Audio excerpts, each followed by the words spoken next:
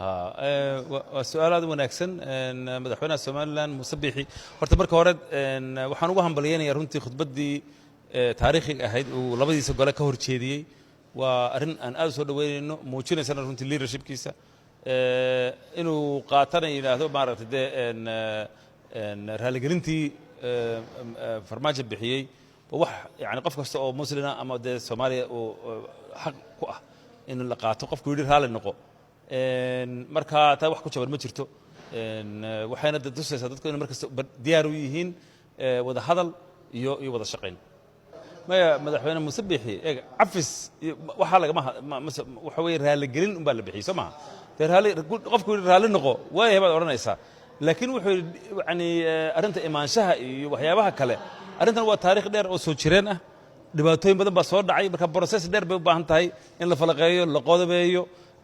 sidii wax loo geystay yani waa process aad u dheer process yani si ciyaar ma garanaysa ku dhamaanayo ma garanaysa haraal noqon dabeedna waa horaha loo socdo processkan haddii aan si qoto dheer loo gelin waxa dhacsan bari haddana lagu soo celiyo marka runtii waa in tallaabadii sax ahayd haddana imika laga qaadin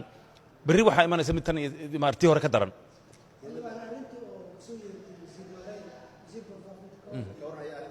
كل أرنتها وزير ماري وان كتشوابي شلي وان كهدلي arrimo badan oo de aan loo baahnayn ama garanaysa aflagaada u dhigma ayaaba ku hadlay oo aan qabanin runtii shacabka reer Somaliland arrintan shalay baan ka hadlay waxaan rajaynayaa sida ugu dhaqsaha badan maadaama uu yahay de afhayeenkii xukuumadda ama wasiirkii warfaafinta oo magacii xukuumadda ku hadlay inuu de raali gelin bixiyo ama uu cadeeyo inaan magacii xukuumadda ku hadlayn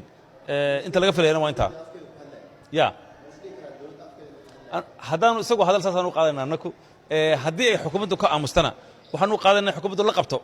marka haddii waxaa la qabto sidee bay u rabtaa inay ula hadasho Somaliland waxyaabaha la doonaya in la iswaafajiyo waa intaa